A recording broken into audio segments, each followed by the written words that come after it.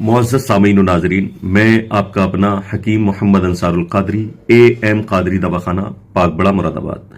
جیسا کہ موجودہ دور کے تلبینے کی حقیقت کے تعلق سے میں نے پچھلی ویڈیو میں ذکر کیا تھا کہ انشاءاللہ تلبینے کے تعلق سے علماء کرام کی تحقیقات اور فتوے کو آپ کے سامنے رکھا جائے گا۔ ماشاءاللہ آج ہمارے پاس موجودہ دور کے تلبینے کے تعلق سے فتویٰ پہنچ چکا ہے، جس نے موجودہ دور کے تلبینہ اور اس کو سنت مصطفیٰ صلی اللہ تعالی علیہ وسلم بتا کر بیچنے والوں کو آئینہ دکھایا ہے۔ یہ ایک تاریخی فتویٰ ہے اور تحقیقی فتویٰ ہے۔ انشاءاللہ آپ اس فتوے کو ملاحظہ فرمائیں۔ اس فتوے میں بہت قیمتی معلومات حاصل ہونے والی ہے، صرف آپ کو بغور سماعت کرنا ہے۔ فتویٰ ہے نوری دارالفتاء اتراکھنڈ سے مفتی غلام مصطفیٰ نعیمی صاحب قبلہ نے تحریر کیا ہے، جس پر جامعہ نعیمیہ مراد آباد کی تمام تر تصدیقات موجود ہیں۔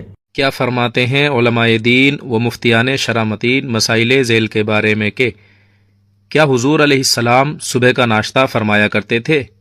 اگر فرمایا کرتے تھے تو کس قسم کی غذا سے فرمایا کرتے تھے؟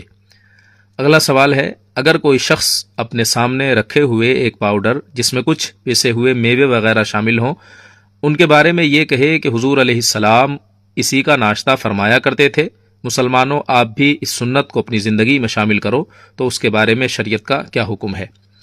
اگلا سوال ہے، کئی احادیث میں حضور علیہ السلام کے زمانے کی ایک شفا بخش غذا جس کا نام تلبینہ ذکر کیا گیا ہے، اس کے بارے میں رہنمائی فرمائیں کہ اس کی حقیقت کیا ہے، یعنی اس پکوان میں کیا کیا اشیاء شامل ہوا کرتی تھیں۔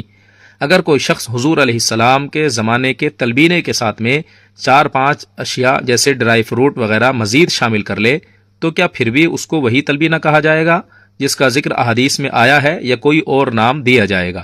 اگلا سوال، اگر کوئی عالم دین یا حکیم صاحب قسم اٹھا کر یہ بیان دے کہ حضور علیہ السلام جس تلبینے کو استعمال کرتے تھے اور پسند فرماتے تھے، جس کی فضیلت حدیث شریف میں بیان کی گئی ہے، وہ یہی ہے، اور سامنے رکھے ہوئے پیکٹ جس میں ڈرائی فروٹ وغیرہ کا پاؤڈر شامل ہے اس کو اٹھا کر دکھا کر کہے کہ حدیث شریف میں اسی تلبینے کی فضیلت بیان کی گئی ہے، یہی وہ تلبینہ ہے جو غموں کو دور کرتا ہے، ڈپریشن کو ختم کرتا ہے، صحت کا نایاب خزانہ ہے، تو ایسے کہنے والوں کے بارے میں شریعت کا کیا حکم ہے؟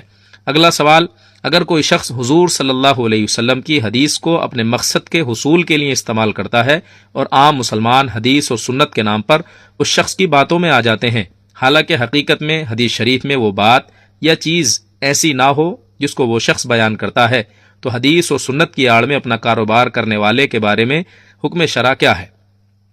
اگر کوئی دیندار انسان ایسے لوگوں کی اصلاح کی غرض سے تلبینے کی حقیقت جو حدیث میں بیان کی گئی ہے اس کو بیان کر دے تو اس پر کیا حکم شرع ہے؟ برائے کرم مذکورہ سوالات کے جوابات شریعت کی روشنی میں ارشاد فرمائیں، نوازش ہوگی۔ سائل مفتی جلال الاسلام عشقی امروہہ۔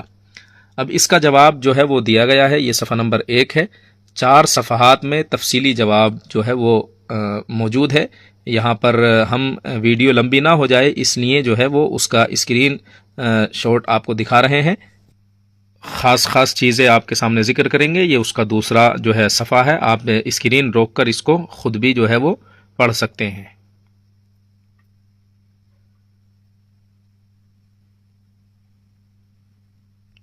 یہ اس کا تیسرا صفحہ ہے، اور اس میں خاص طور پہ تلبینے کے بارے میں جو چیز ہے وہ ہم پڑھتے ہیں آپ کے سامنے۔ تلبینے کا ذکر صحیح احادیث میں آیا ہے، یہ ایک غذا ہے، یہ خود بتا رہے ہیں، یہ ایک غذا ہے جو کھیر کی طرح ہوتی ہے، جو دلیے اور چھان سے بنائی جاتی ہے، بسا اوقات اس میں شہد ملایا جاتا ہے۔ اسے تلبینہ اس لیے کہتے ہیں کہ اس کا رنگ دودھ جیسا سفید ہوتا ہے اور یہ دودھ ہی کی طرح پتلی ہوتی ہے۔ امام ابن حجر اسقلانی اپنی کتاب میں اس کو لکھتے ہیں کہ تلبینہ ایسا کھانا ہے جو دلیے یا چھان سے بنایا جاتا ہے اور کبھی اس میں شہد بھی ملایا جاتا ہے۔ اسے تلبینہ دودھ کی سفیدی اور پتلے پن کی مشابہت کی وجہ سے کہا جاتا ہے۔ نیچے وہ احادیث ہیں جس میں احادیث مبارک میں اس کو دل کی بیماریوں اور غموں کو دور کرنے کے لیے مفید بتایا گیا ہے، جیسے کہ تلبینہ والے جو ہے وہ بیچتے ہیں یہ باتیں بتا کر کے، تو اس کا بھی ذکر ہے۔ اور ان احادیث کے بعد جو ہے روایات کو بیان کرنے کے بعد یہ کہتے ہیں روایات مذکورہ سے تلبینے کے فوائد کا علم ہوتا ہے، لیکن ان روایات سے یہ بھی ثابت ہوتا ہے کہ تلبینہ بطور ناشتہ نہیں بلکہ خاص مواقع پر ہی بنایا جاتا تھا، مثلا بیماری کے لیے، بیمار کے لیے، یا میت کے اہل خانہ کے لیے، یعنی کوئی شخص بیمار ہوتا تھا اس کے لیے یا میت کے اہل خانہ کے لیے۔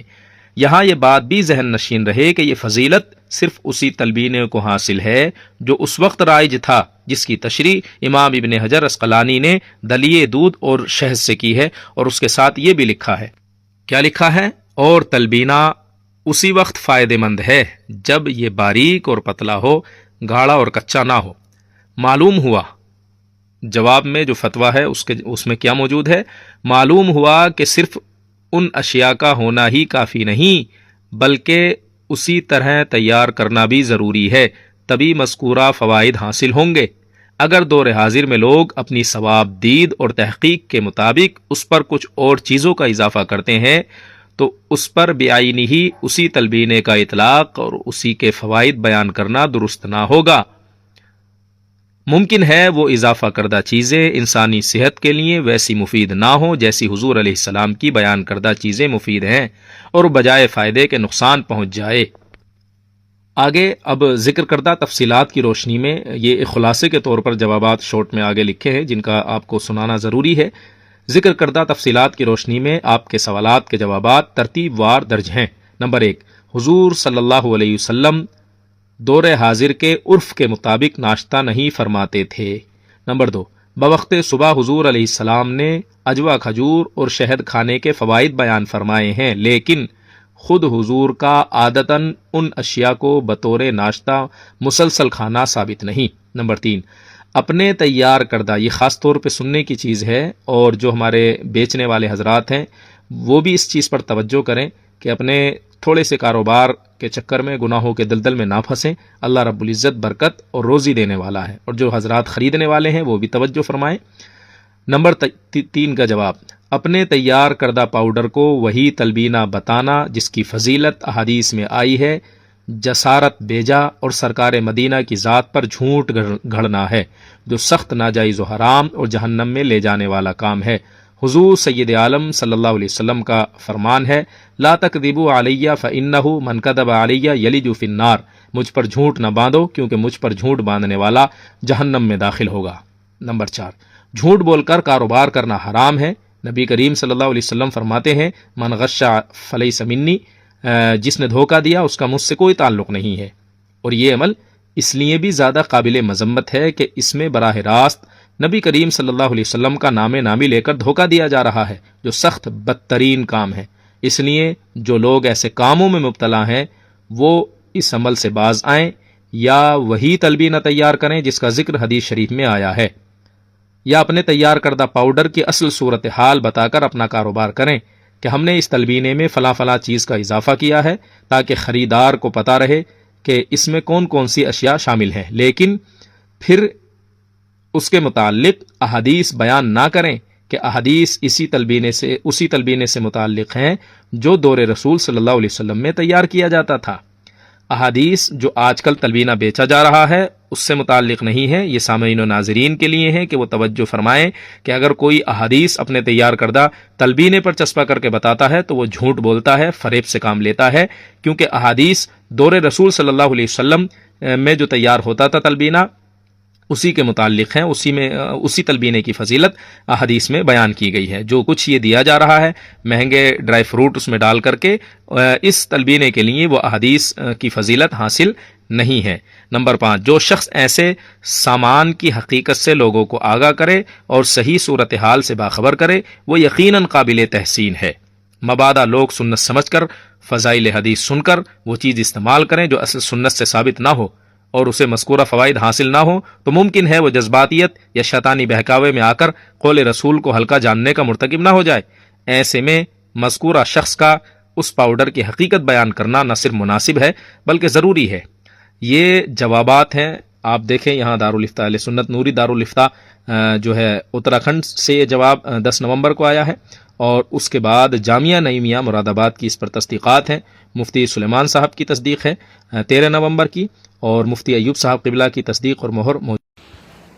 فتویٰ آپ نے ملاحظہ کر لیا، فتویٰ آپ نے سن لیا، بس اب میں تلبینہ بیچنے والوں سے ہاتھ جوڑ کے التماس کر رہا ہوں، ہاتھ جوڑ کے گزارش کر رہا ہوں کہ لہٰذا آپ تلبینہ بیچیں، लेकिन सुन्नत का लेबल लगा करके नहीं, हदीस पाक की फजीलत बता करके नहीं।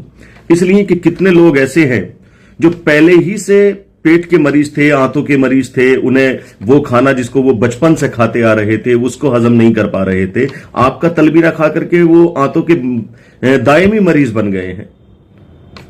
लिहाजा मैं आपसे बड़े ही अदब के साथ गुजारिश कर रहा हूं कि ये सुन्नत का लेवल उस पर चस्पा करके, सुन्नत हदीस की फजीलतें उसको बता करके ना बेचिएगा। और खरीदने वालों से भी मैं इल्तिमास करूंगा कि आप सुन्नत समझ के बिल्कुल ना खरीदें, इसलिए कि जो तलबीना सुन्नत है, जो प्यारे मुस्तफा सल्लल्लाहु ताला अलैहि वसल्लम की सुन्नत है, उसमें ड्राई फ्रूट नहीं है। ये मैंने पहले भी बताया और मैं अब भी वाज़ेह कर रहा हूं कि ये तलबीना सुन्नत नहीं है। जो सुन्नत है वो मैंने पिछली वीडियोस में बताया था और ये फतवा आपने समाअत कर लिया है। तो लिहाजा कारोबार करें, कारोबार करने में कोई बुराई नहीं है, कारोबार करें, बड़े उरूज पे कारोबार करें, पूरी दुनिया भर में कारोबार फैलाएं, लेकिन सुन्नत का सहारा ना लें। सुन्नत का सहारा कब लें? जबकि वो सुन्नत के मुताबिक हो, तब। लेकिन इस दौर का तलबीना ये तो बिल्कुल ही मुख्तलिफ है जो आप लोगों ने बनाया। और फिर एक साहब तो कहते हैं कि जिब्रील अमी हुजूर की बारगाह में हाजिर हुए, हाजिर होकर के वो कहते हैं कि ये तलबीना इस्तेमाल करें, इस तलबीने में शिफा है। अपना डब्बा हाथ में लेकर के कह रहे हैं इस तलबीने को इस्तेमाल करें, इस तलबीने में शिफा है, इस तलबीने में गमों से निजात पाने का जो है इसमें इसके अंदर असर है, ऐसा असर है कि आप इस्तेमाल करेंगे और आपको गम से निजात मिल जाएगी, अपना डब्बा हाथ में लेकर के। तो लिहाजा बराए करम खुदा के वास्ते ऐसा हरगिज ना कीजिएगा। सुन्नत का सहारा लेकर, हुजूर पाक सल्लल्लाहु ताला अलैहि वसल्लम के नाम का सहारा लेकर के ये गुमराही ना फैलाएं। अल्लाह रब्बुल इज्जत हम तमाम ही को अमल की तौफीक अता फरमाए।